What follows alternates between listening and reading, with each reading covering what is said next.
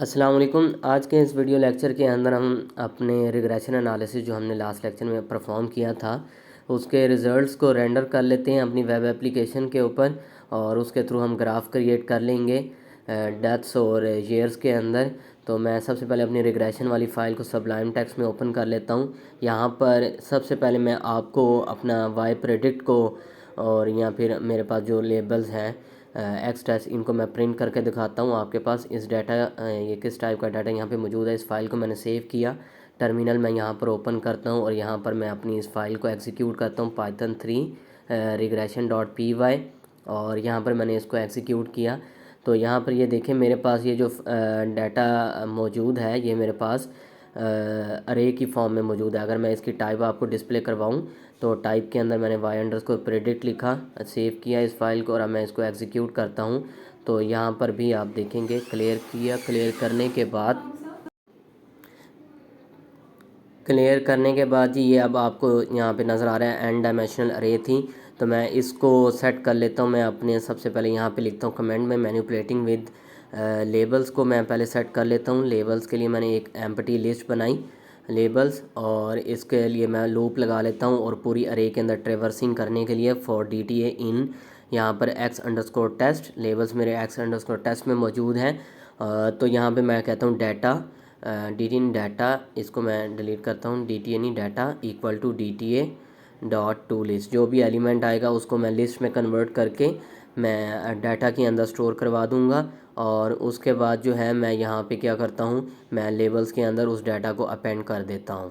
अब मैं क्या करता हूँ जो मेरे पास एक हर वैल्यू जो है इटसेल्फ एक लिस्ट है।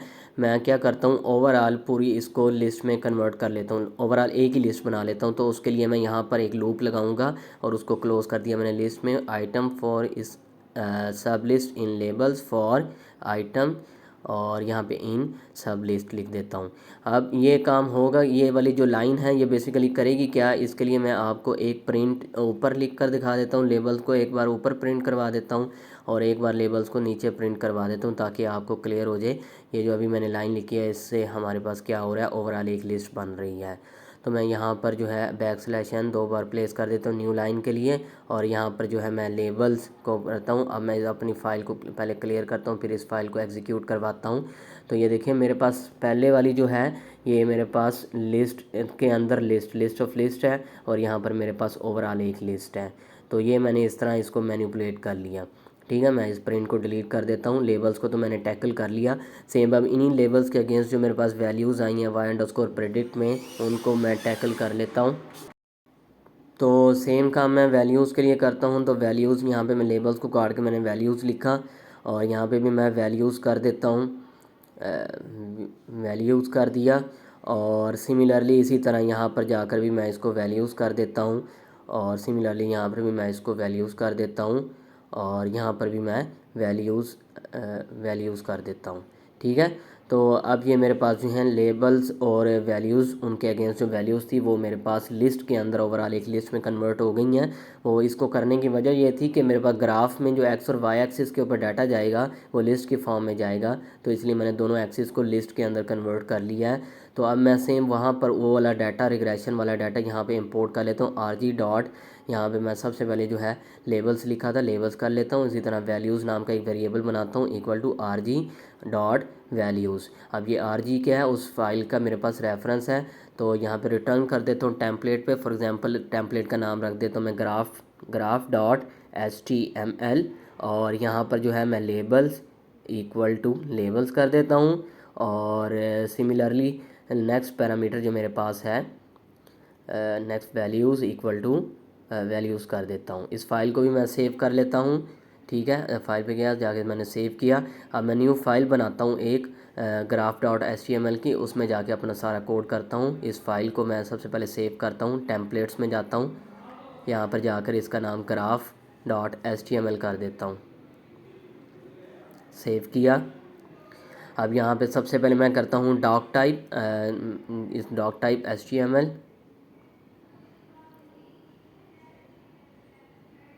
और यहाँ पे HTML का टैग लिखा, टैब का बटन प्रेस किया, सारा कोड मेरे पास ऑटोमेटिकली आ गया। यहाँ पे इसका टाइटल मैं चार्ट रख देता हूँ और यहाँ पर एक स्क्रिप्ट का टैग मैं क्रिएट करता हूँ और उसके अंदर मैं अपनी जावास्क्रिप्ट का जो लिंक है वो पास कर देता हूँ ग्राफ के लिए। तो src और यहाँ पे जो है वो मैं अपना स्क्रिप्ट जो है वो लिख लेता हूँ।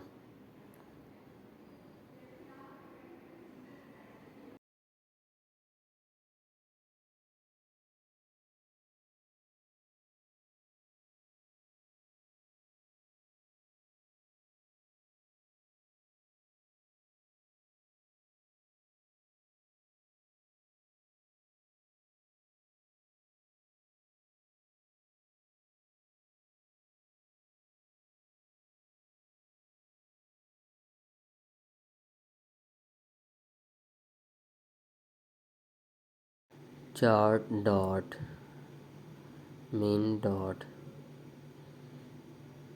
जेएस। तो ये मेरे पास मैंने एक स्क्रिप्ट की फ़ाइल जो है इसको राइट कर ली है। अब मैं नेक्स्ट इधर जो है बॉडी में आता हूँ और बॉडी में आने के बाद जो है मैं अपना नेक्स्ट आगे फर्दर कोड राइट करता हूँ। सबसे पहले मैं एक कैनवास क्रिएट करता हूँ। कैनवास किस लिए इस्तेमाल होगा? कैनवास मेरे पास जो मेरा रिज़ल्ट है, जो मेरे पास ग्राफ आएगा, चार्ट आएगा, उसको डिस्प्ले करवाएगा। तो इसमें id इक्वल टू मैं सबसे पहले चार्ट कर लेता हूँ और फिर उसके बाद जो विड्थ है वो मैं इसकी विड्थ सेट कर लेता हूँ। विड्थ इसकी मैं कर देता हूँ 900 और सिमिलरली इसकी जो हाइट है मैं यहाँ पर 800 कर देता हूँ। और फिर इसके बाद जो है मैं सबसे पहले एक फिर स्क्रिप्ट एक क्रिएट करता हूँ। इधर से इसको मैं रिमूव कर देता हूँ और स्क्रिप्ट में आकर सबसे पहले मैं एक वेरिएबल क्रिएट करता हूँ var ctx equal to document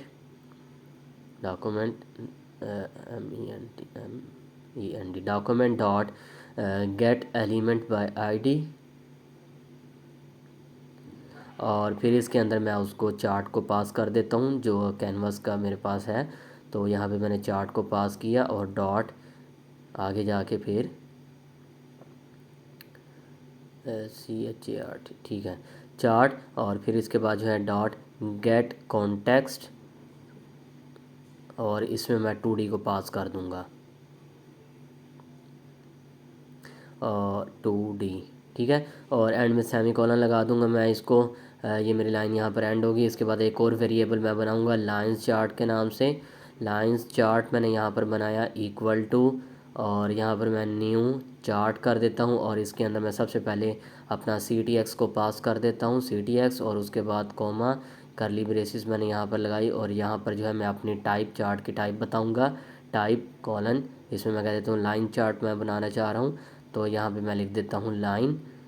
और फिर उसके बाद जो है डाटा इसका मैं यहाँ पे डिफ़ाइन कर दूँगा, डाटा कॉलन। और यहाँ पे जो है मैं इसके अंदर लेबल्स इक्वल टू, लेबल्स कहाँ से रेंडर होकर आ रहे हैं मेरे पास, वहाँ से आ रहे हैं, तो इसलिए सिंगल एक है, एक रो है, तो इसलिए मैंने डबल करली ब्रेसिस में लिखा डाटा सेट कॉलन। यहाँ पे मैं लिस्ट पास कर दूँगा, लिस्ट ऑफ डिक्शनरी। अंदर आया, यहाँ पे आके मैं यहाँ पे जो है करली ब्रेसिस के अंदर लिखूँगा लेबल। यहाँ पे मैं अपने चार्ट का टाइटल लिखूँगा टेस्टिंग डाटा विद प्रेडिक्शंस, ठीक है। और फिर इसके बाद जो है कॉमा लगाया, नीचे आए, यहाँ पे डाटा मैं पास कर दूँगा। यहाँ पे मैं इसकी अपनी वैल्यूज़ पास कर दूँगा, जो वैल्यूज़ वहाँ से रेंडर होकर आ रही हैं, वैल्यूज़।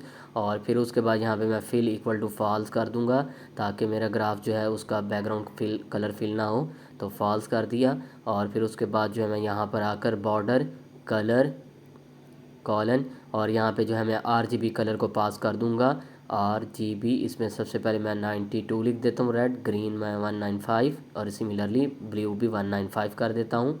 और फिर उसके बाद मैं यहाँ पे कोमा, लाइन की जो मेरी टेंशन है, जो मेरे पास लाइन ग्राफ है उसमें लाइन की टेंशन जो है उसको मैं रख लेता हूँ 0.8। और फिर उसके बाद जो है यहाँ पर आता हूँ, कोमा लगाता हूँ, यहाँ पे रिस्पॉन्सिवनेस को मैं सेट कर लेता हूँ ऑप्शंस कॉलन और यहाँ पे जाके रिस्पॉन्सिव इसको मैं फॉल्स कर लेता हूँ, फॉल्स, ठीक है। तो ये मेरे पास सिंपल सा जो ग्राफ का कोड था फाइल का वो मैंने कर लिया। इसको मैं सेव करता हूँ। सेव करने के बाद main.py में आता हूँ, चेक करता हूँ सब ओके है, ठीक है। अब मैं क्या करता हूँ, इधर आता हूँ। इधर आने के बाद जो है मैं अपनी लिस्ट मैंने ls लिखा और इसके बाद मैं python 3 और इसके बाद जो है मैं अपनी main.py पाइथन स्पेल्स गलत है, तो चल एंटर, PYT आना था, सॉरी। तो ये मेरे पास जो है चल गया। अब मैं अपने इस लिंक को ओपन करता हूँ, ओपन लिंक पे क्लिक करता हूँ। ओपन लिंक पे क्लिक करने के बाद यहाँ पर अभी फ़ाइल चल जाएगी।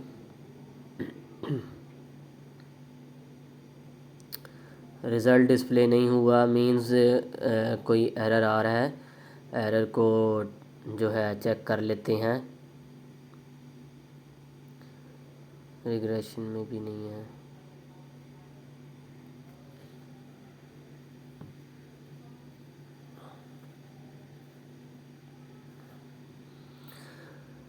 main.py फाइल ठीक है, कोई इसमें एरर नहीं है। लेबल्स इक्वल टू लेबल्स ठीक है, सारा कुछ ठीक है। वैल्यूज़ इक्वल टू वैल्यूज़ ये भी ठीक है। मैं इसको हटाकर यहाँ पर जस्ट सिंपल वैल्यूज़ को रिटर्न करवा कर देख लेता हूँ। सेव किया मैंने इसे, वेब ब्राउज़र में जाता हूँ, F5 प्रेस करता हूँ, तो रेंडर तो हो रही हैं वैल्यूज़ जो है मेरी, रेंडर हो रही हैं, ये चेक हो गया है। तो सिमिलरली अब मैं इसको हटाकर वापस ले आता हूँ, सेव कर लेता हूँ फाइल को। graph.html में आता हूँ, यहाँ पे देखता हूँ, यहाँ पे ये जो है CBX इसको D आना था, यहाँ पे CDN आना था, और दूसरी बात ये डाटा सेट्स था। अब मैंने फ़ाइल को सेव किया, सेव करने के बाद जो है ये ऑटोमेटिकली हो गया होगा। मैं इसको बल्कि दोबारा से इसका लिंक ओपन करता हूँ, क्योंकि वेब ब्राउज़र मैंने बंद कर दिया था। तो ये ठीक है। तो वहाँ पर CDN आना था स्क्रिप्ट के अंदर, और वहाँ पे डाटा सेट्स आना था, उसको मैंने जैसे ही सेट किया मेरे पास रिज़ल्ट आ गया। अब मैं इस रिज़ल्ट को आपके साथ क्रॉस वेरीफाई करवा लेता हूँ। अपनी स्टैटिक की फ़ाइल में जाके डाटा को ओपन करता हूँ और जो है ओके किया। अब यहाँ पर जो है अपना ग्राफ आपके साथ डिस्प्ले करवा लेता हूँ, इसको साइड पे करता हूँ। तो ये देखें यहाँ पर 1971 में 4500 मेरे पास डेथ्स हुई हैं। तो मैं इधर आता हूँ, इधर आके मैं आपको ये रिज़ल्ट अपना डिस्प्ले करवा देता हूँ। तो 1975 के अंदर यहाँ पे ये देखें 4600 जो है मेरे पास डेथ्स हुई हैं। तो ये मेरे पास आ गया। इस तरह रिज़ल्ट आपने डिस्प्ले करवा सकते हैं, अपने रिग्रेशन का रिज़ल्ट अपने वेब पेज पर रेंडर कर सकते हैं। नेक्स्ट वीडियो में मिलते हैं। अल्लाह हाफिज़।